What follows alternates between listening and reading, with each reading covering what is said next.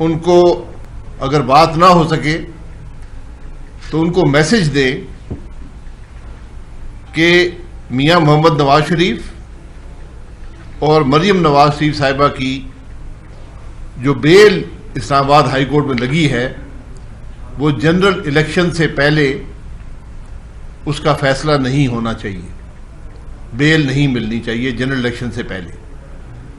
ये chief justice Pakistan अपने registrar को कह रहे थे कि आप इस्लामाबाद हाई कोर्ट के जस्टिस मियां आमिर फारूक तक ये पैगाम पहुंचाएं। इसके बाद राना शमीम साहब ने लिखा है अपने एफिडेविट में, जो कि अंडर ओथ दिया है, उन्होंने हलफ उठाकर दिया है कि चीफ जस्टिस पाकिस्तान की जस्टिस आमिर फारूक साहब से बात हो गई और वो मुतमईन हो गए कि पैगाम पहुंच गया है, और उसके बाद उनकी तबीयत बहुत अच्छी थी, अच्छे मूड में थे।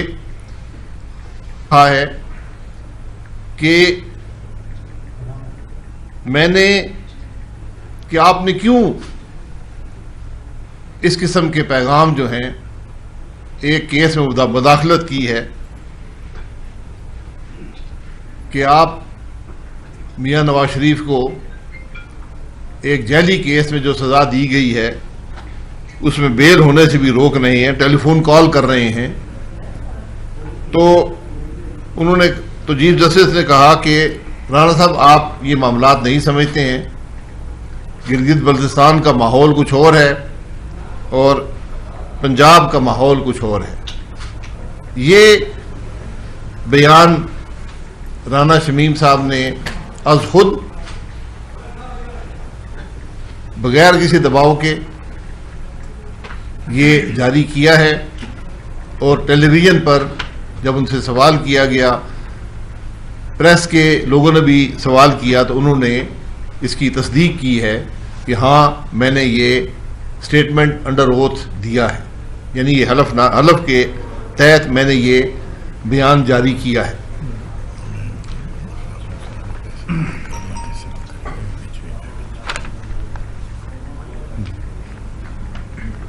इस सारे मामले का पस मंज़र भी पाकिस्तान के अवाम के सामने रखना ज़रूरी है।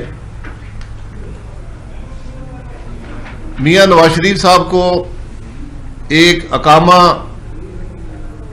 रखने पर जो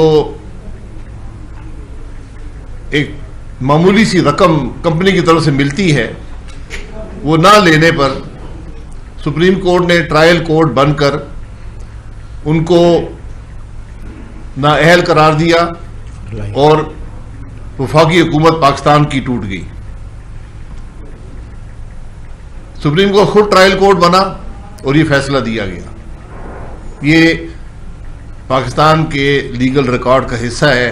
हुकूमत टूट गई, उसके बाद मियां साहब को नाअहल करार दिया गया, फिर सियासत से लैदा किया गया, फिर एक पनामा के मामले में एक रेफरेंस था नैब का जो चला, उस पर सुप्रीम कोर्ट की तरफ से एक मॉनिटरिंग जज अपॉइंट किया गया। ये पाकिस्तान की तारीख में इसका कोई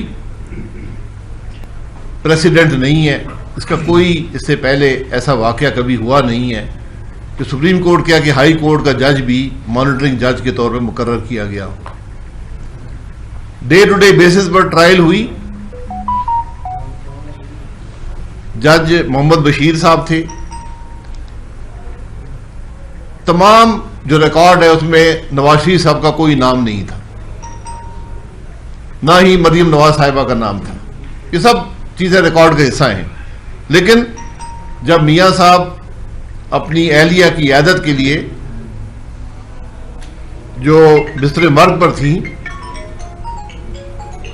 मुल्क से बाहर थे, पाकिस्तान में इलेक्शन हो रहे थे, पाकिस्तान की साबका हुकूमत के वज़ीर-ए-आज़म, पाकिस्तान की सबसे बड़ी पार्टी के रूए रवां 6 जुलाई को ऐन इलेक्शन के दरमियान उनको नैब अदालत में डे टू डे ट्रायल के बाद कन्विक्ट किया गया। 13 जुलाई को मियां नवाज शरीफ साहब मुल्क वापस आए और अपनी बेटी के साथ जेल चले गए। 16 जुलाई को उन्होंने अपील दायर की और 17 जुलाई को ये अपील लिस्ट हुई। 17 जुलाई को साबका चीफ जस्टिस पाकिस्तान साकिब निसार साहब गिलगित बल्तिस्तान तशरीफ ले गए और ये सारा अमल जिसको राना शमीम साहब ने हलफ के तहत ये बयान दिया है, ये आज पाकिस्तान के अवाम के सामने है। ये हर पाकिस्तानी के पास आज मौजूद है। ये आपके सामने मैं कर देता हूं, लेकिन ये हर आदमी जो व्हाट्सएप रखता है, जो ट्विटर रखता है, जो भी सोशल मीडिया है, ये उस पर हर आदमी के पास मौजूद है। इसको आप देख सकते हैं। अब बात यह है कि हकीकत का इल्म 3 अफराद को है। पाकिस्तान के साबिक चीफ जस्टिस साकिब निसार साहब, गिलगित बल्तिस्तान के साबिक चीफ जस्टिस राना शमीम साहब और इस्लामाबाद हाई कोर्ट के मौजूदा जस्टिस मियां आमिर फारूक साहब। हकीकत ये जानते हैं, सच इनको पता है, लेकिन पाकिस्तान के अवाम का भी हक है कि सच उनको पता चले, क्योंकि जिस मुल्क में इंसाफ नहीं होगा वहां कुछ भी नहीं होगा। जब इस सतह के लोग मुलव्वस हों,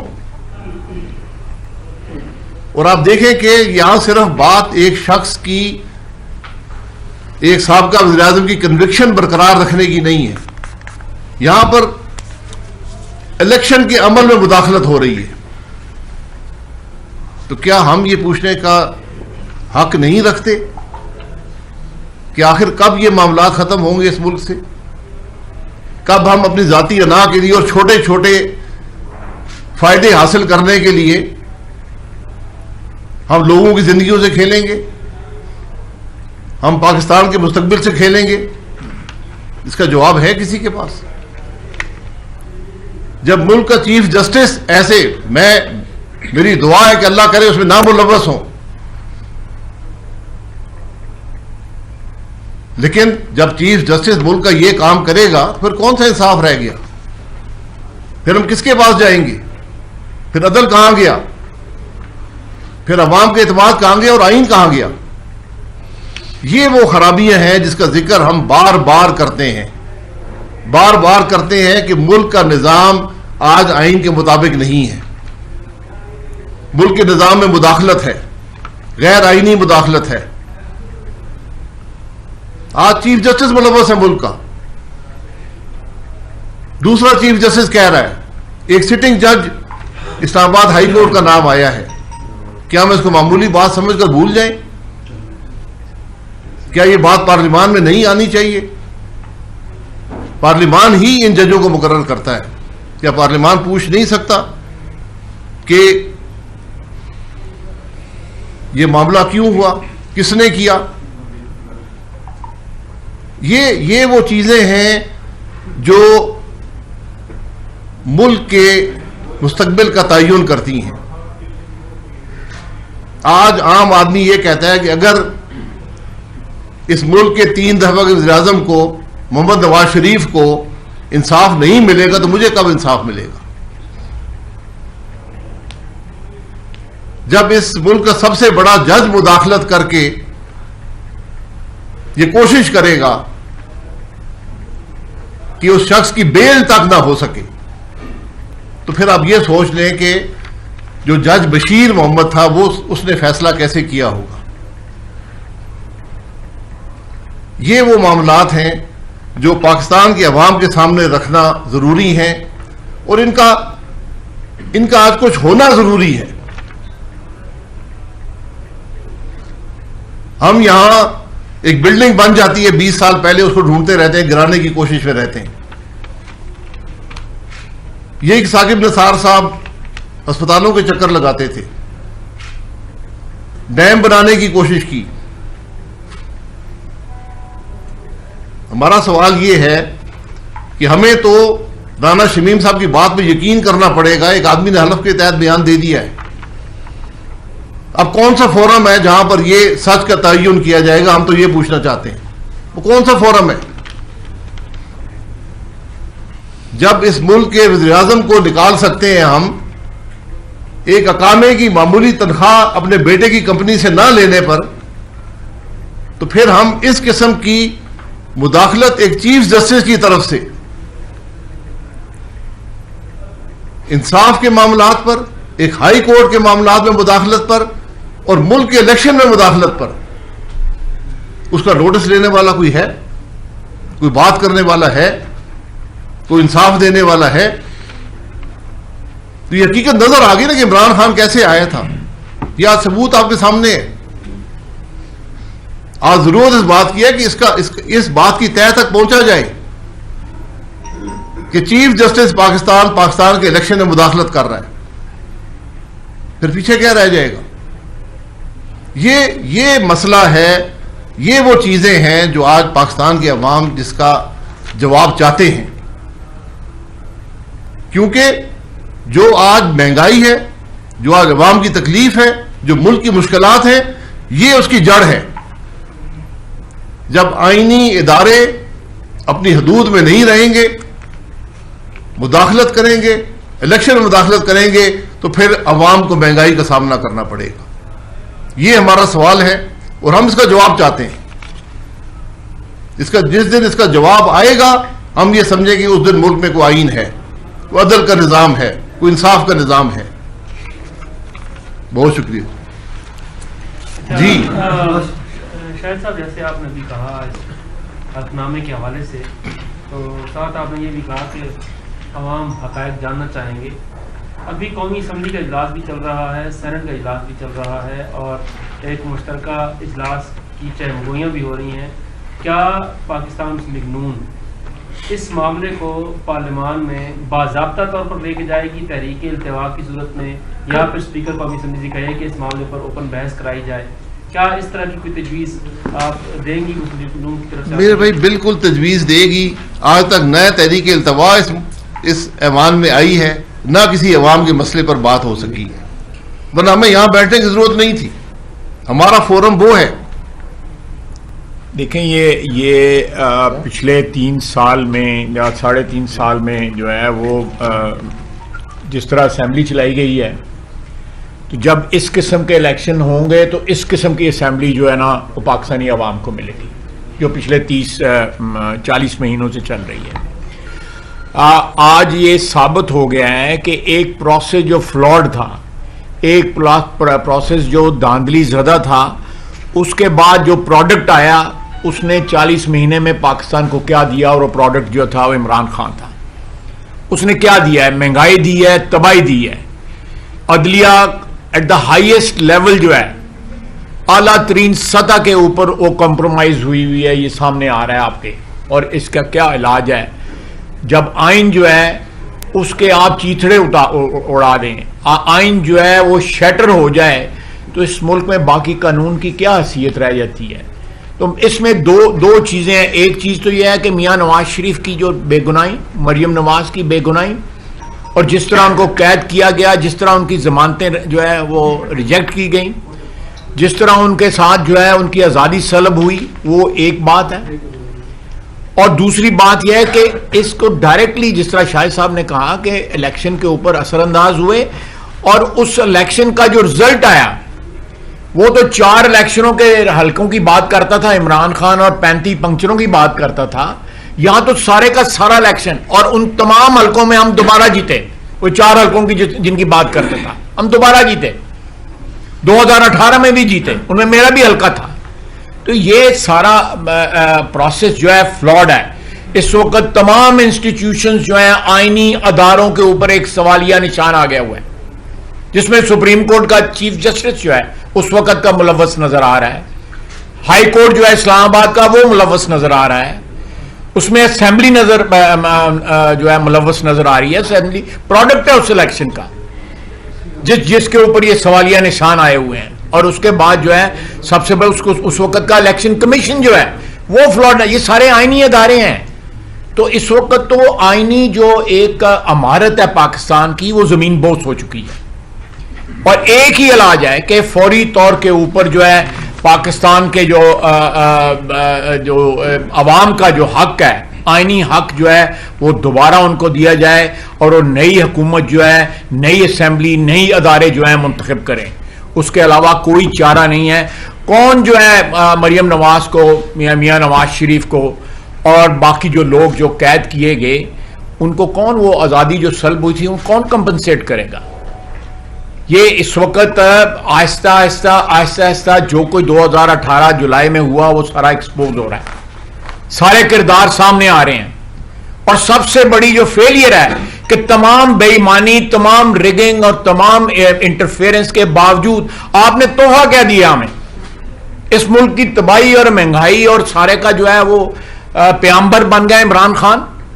उसके अपने बंदे जो है असेंबली में नहीं आते, उसके पास वोट नहीं है आज असेंबली में, और किस तरह वोट इकट्ठे करके वो जो है वो ज्वाइंट सेशन करने की कोशिश कर रहा है।